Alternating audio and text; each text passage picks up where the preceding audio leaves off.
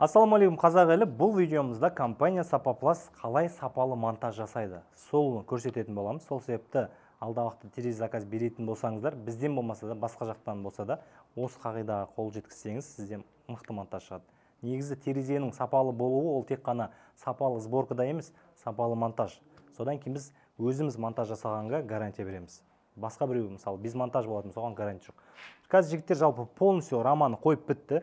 Бұл жерде байқасаңыздар, үлкен створка, ширинасы 3 метр, высотасы 2 метр деген сияқты. Бұны үшке бөлдік та, шетінен 85-85 створка жасап қойдық. Жігіттер полный соңғы үлгідегі мықты лазерлармен, полный диагонал, там, о жағынан проблема жоқ бізде. Жігіттер, инструменттердің бәрі мықты сапада, уровендердің бәрі, неше түрлі уровендері бар, саналуан. Соның бәрін қою арқылы диагоналын шығару, басқа нәрселердің бәрін идеалын жасайды. Ол жағынан мін жоқ бізде. Бұл жерге қандай әдіс қолданды, қараңыздар достар. Ашабраска деген нәрсе бар, екі усиление.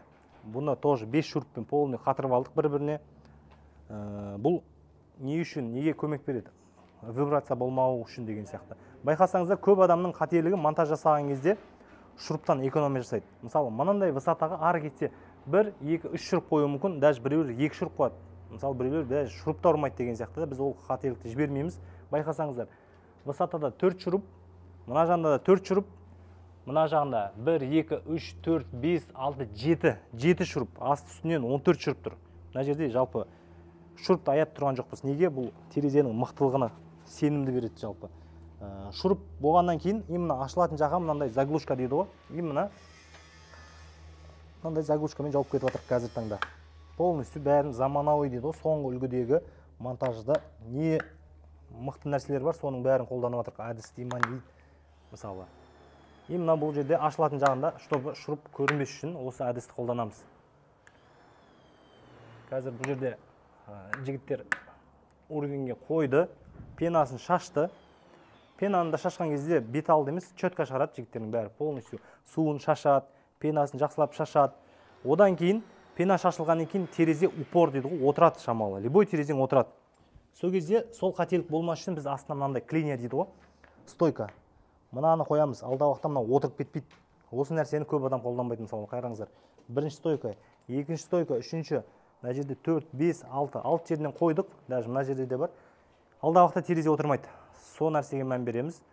Қазір бұл жерде по ГОСТу монтаж сыртқы стизін дейді, стизін жағып беріп жатырмыз. Пенасын қырқып, стизін жағып беріп жатырмыз. Бұл жерде қазір тек қана келесі жұмысымыз. Подоконник саламыз, створканы қояды, мына жерге стеклоларды растақошка жасап қойып береді, диагоналдарын бәрін келтіріп, и содан кейін біз сапалы монтажға қол жеткіземіз. И монтажымызға сенімді түрде деген сияқты ғой. Сол себепті бізден терезе заказ беретін болсаңыздар, монтажына ешқандай уайымдамаңыздар. Біз өзіміз жасағаннан кейін қорықпастан гарантия береміз. Сол себепті осы әдісті басқа жақтан бір монтаж заказ берсеңізде, осы әдістерге қатты мән беріңіздер. Осы пункттарға жалпы шурупынан эконом жасауға болмайды, пенанан эконом жасауға болмайды.